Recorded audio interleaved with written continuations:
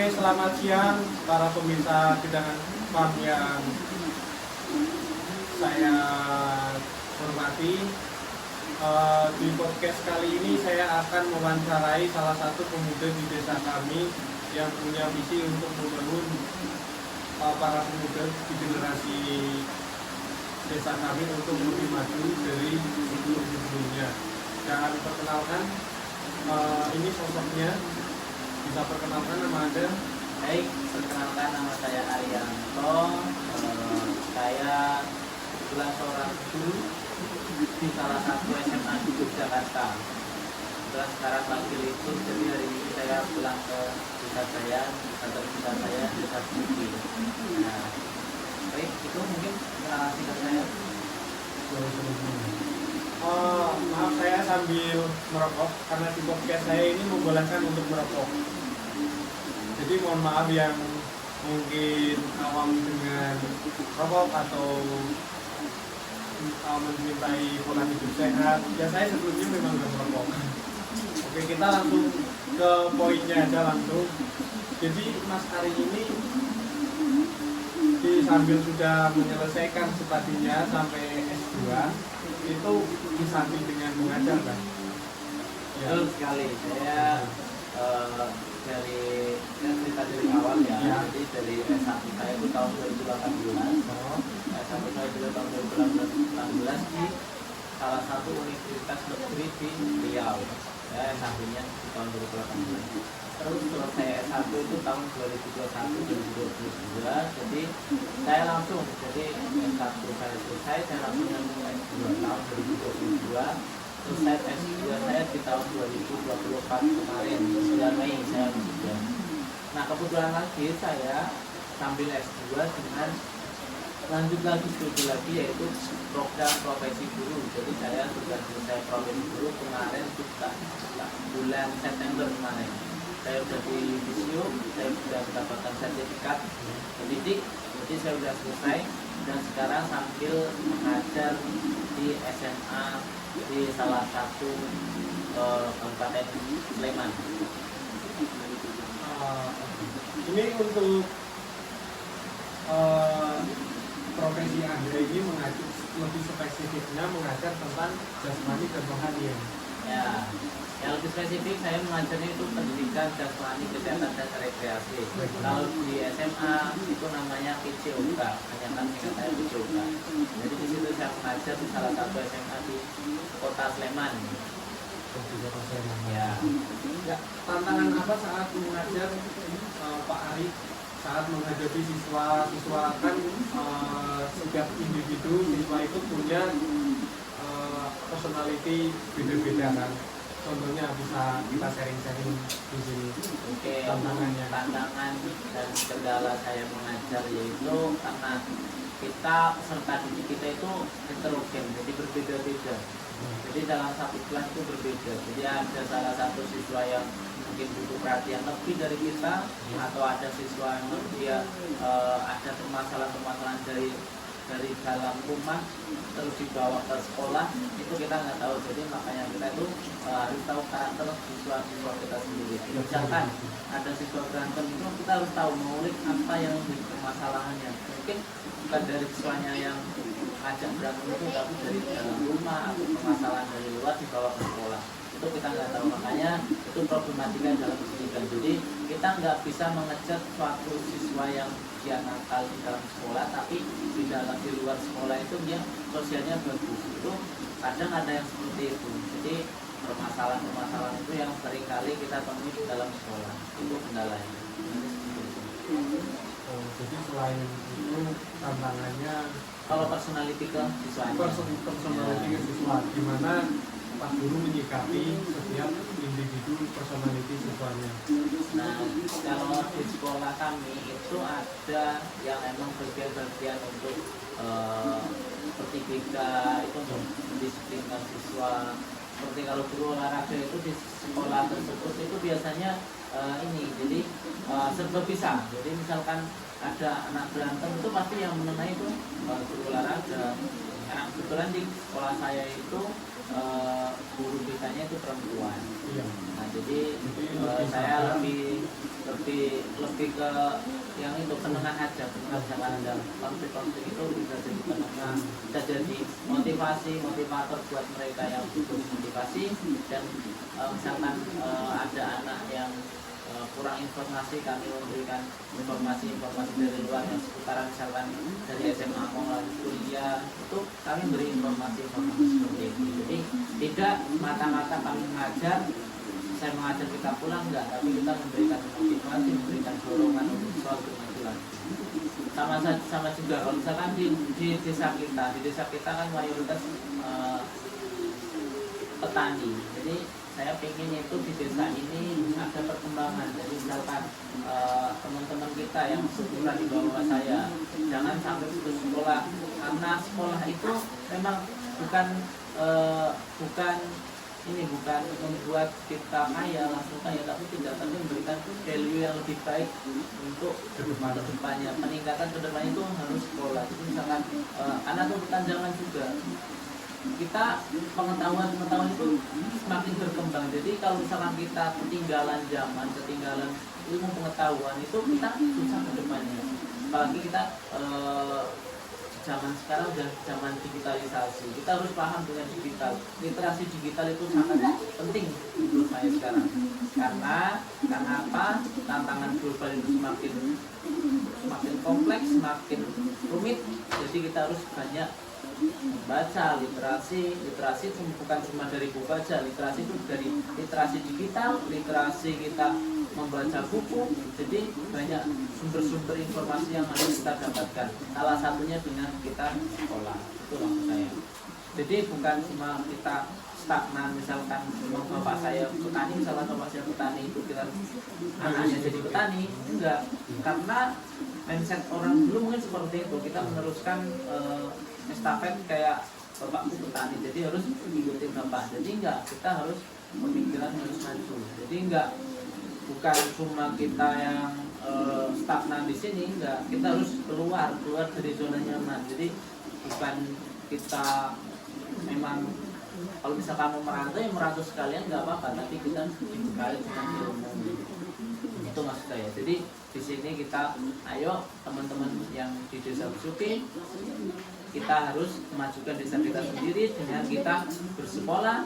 Kita harus membangun desa ini dengan SDM yang lebih maju.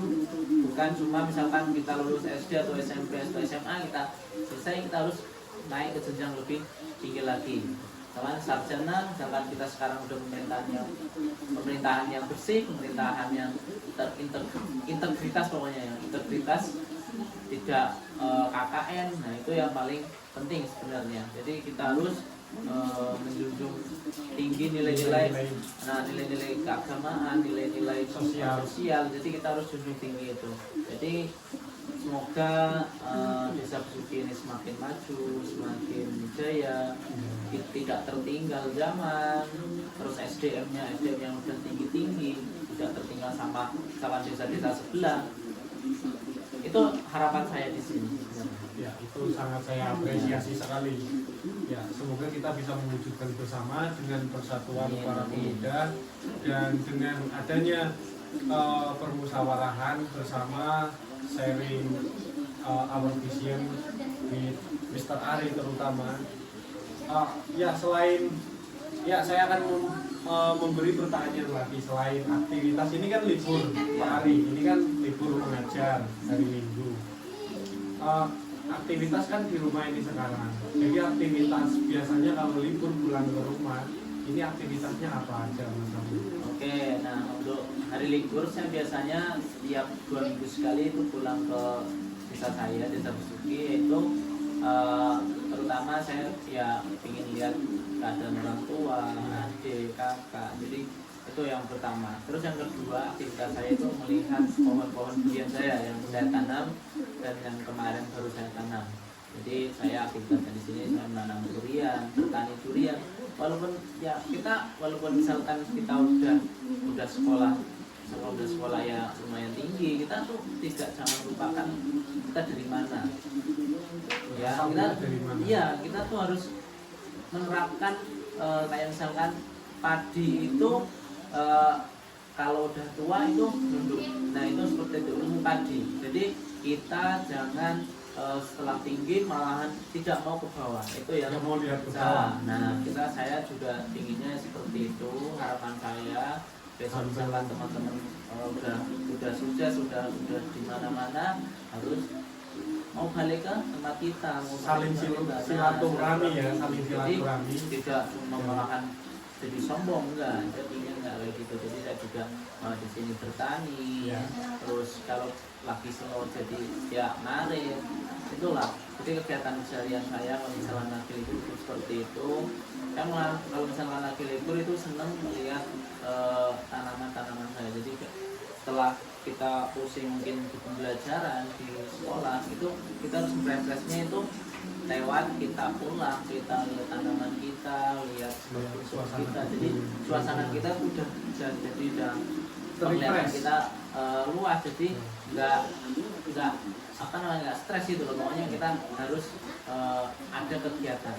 Langkah awalan apa untuk membangun visi misi para generasi di desa kita?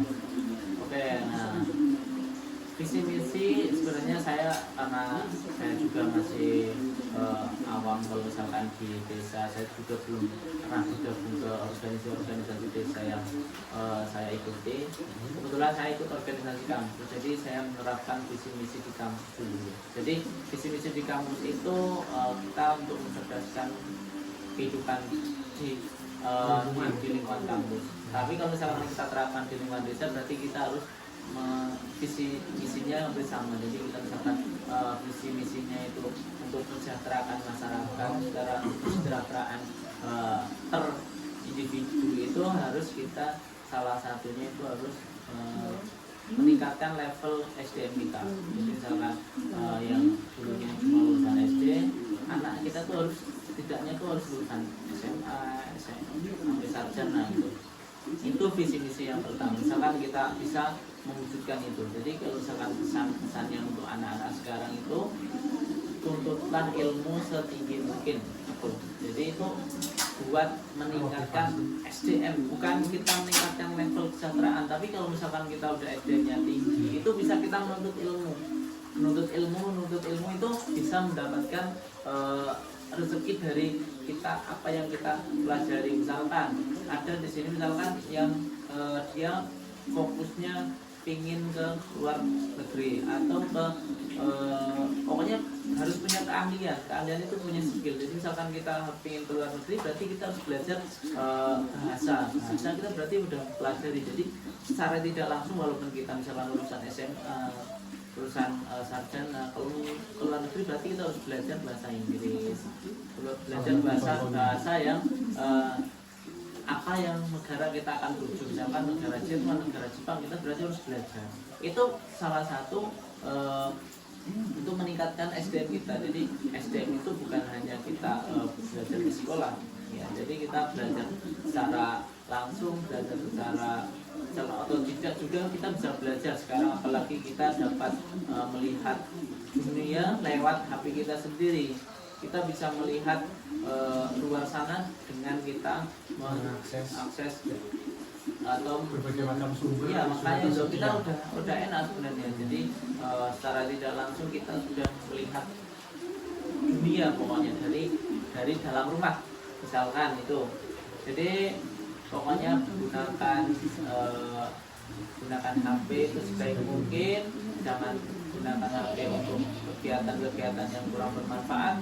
Kita manfaatkan HP itu untuk kegiatan-kegiatan yang bermanfaat, apalagi kita untuk mensejahterakan kita sendiri atau secara umum ke keluarga dan masyarakat umum.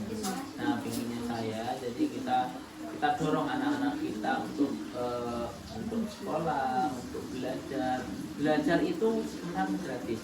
Jadi jangan takut dengan biaya yang mahal. Itu enggak, sebenarnya kalau kita udah terjun ke dunia pendidikan itu enggak mahal, karena ilmu itu dibawa mati, ya teman-teman. Jadi kita jangan sampai dengan harga segitu, misalkan kita 5 juta untuk masuknya awal, dengan ilmu yang kita dapatkan yang kita bisa salurkan ke anak cucu kita besok, atau kita ke pekerjaan kita yang akan kita tuju itu tetap itu seberapa sih, kan nggak banyak. Apalagi sekarang mungkin program-program pemerintah udah ada kebijakan yang mengacu untuk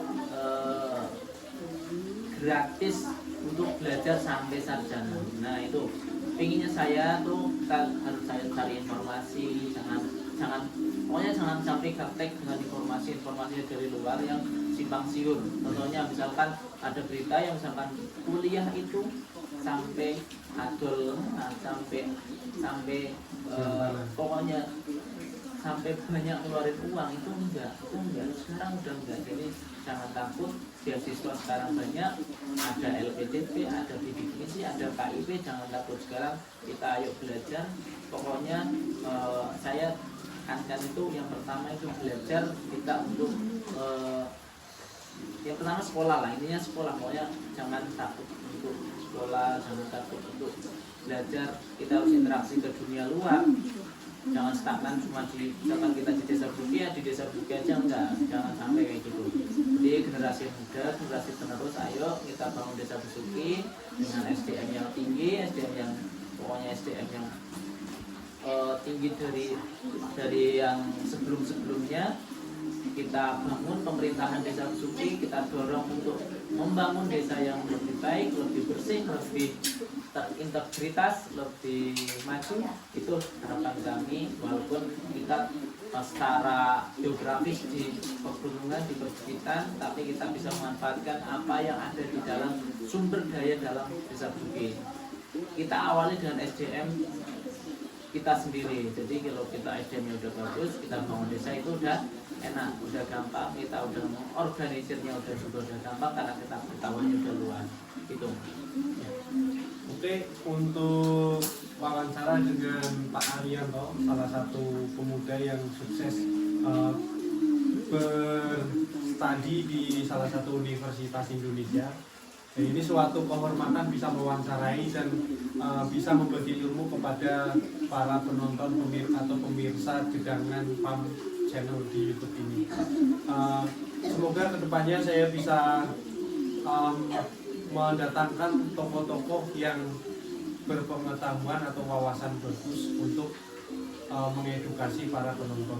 Ya, bukan mengedukasi ya, untuk membagikan ilmu. Ya, terima kasih dari tim Gedangan PAM. Saya ucapkan selamat siang, salam hormat, salam sejahtera. Mari kita maju bersama.